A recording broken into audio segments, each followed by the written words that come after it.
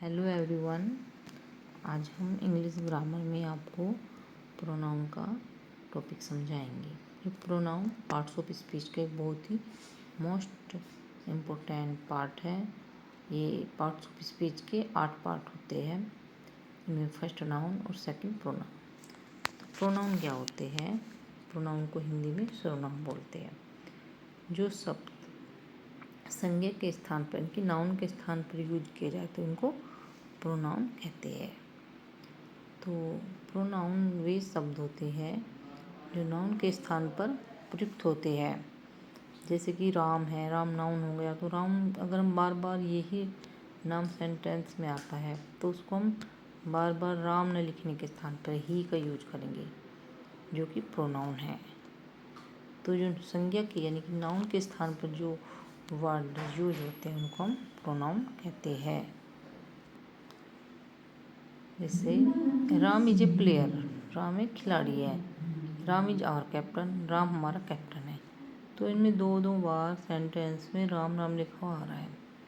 तो हमें जिससे दो बार ना लिखना पड़े एक ही नाम को, तो हम एक जगह राम इज ए प्लेयर लिख कर दूसरी जगह राम की जगह हम ही का यूज कर सकते हैं।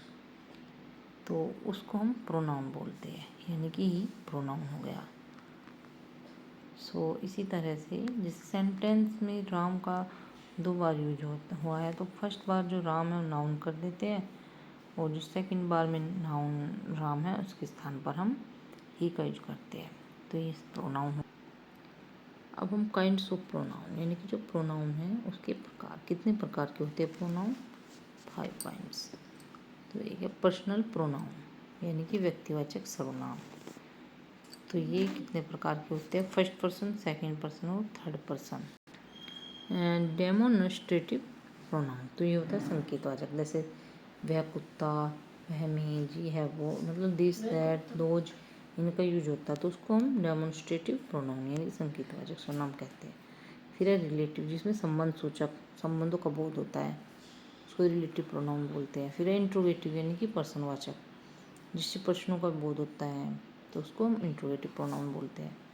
इस तरह फिर रिफ्लेक्सिव। तो ये इस तरह से हमारा जो प्रोनाउन है इसका हमने और बाकी का जो समझाएंगे वो अगली वीडियो में समझाएंगे। और ही, सी, इट, दे, ये सभी जो है प्रोनाउन है।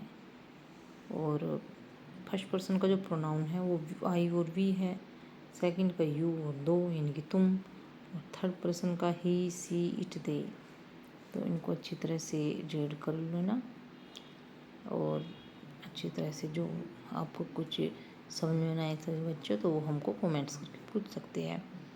प्रोनाउन की वीडियो के लिए अगर आपको अच्छी लगे तो इसके लिए लाइक और सब्सक्राइब कीजिए। Thank you for watching this video.